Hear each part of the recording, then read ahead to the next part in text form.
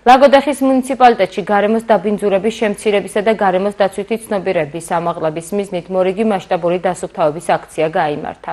მერის ჯონდომ დივნიშვილის ინიციატივით დაგეგმილმა კამპანია მუნიციპალიტეტის 15 თემი მოიცვა. გაიწმინდა საავტომობილო გზის მიმდებარე ტერიტორია ეკალბარდისა და საყოფაცხოვრებო ნარჩენებისგან, გაითიბა სასაფლაოები.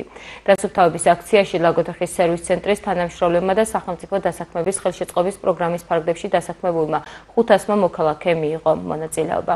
მერის ინფორმაციით, ლაგოდეხში სუფთა მუნიციპალიტეტის სტატუსის შენარჩუნებისთვის დასუფთავების აქციები სისტემატურად გაიმართება. ლაგოდეხის მუნიციპალიტეტი ბოლო წლებია მტკიცედ ინარჩუნებს საქართველოში ყველაზე სუფთა მუნიციპალიტეტის სტატუსს. რა თქმა უნდა, ეს საჭიროებს უდიდეს ძალისხმევას. პირველ რიგში მუნიციპალიტეტის აიპის ლაგოდეხის სერვის ცენტრის თითოეული თანამშრომლის ძალისხმევით, მერის წარმომადგენლების უშუალო ჩართულობით და სოციალურ დასაქმებულთა ბენეფიციარების ყოველდღიური მუშაობით.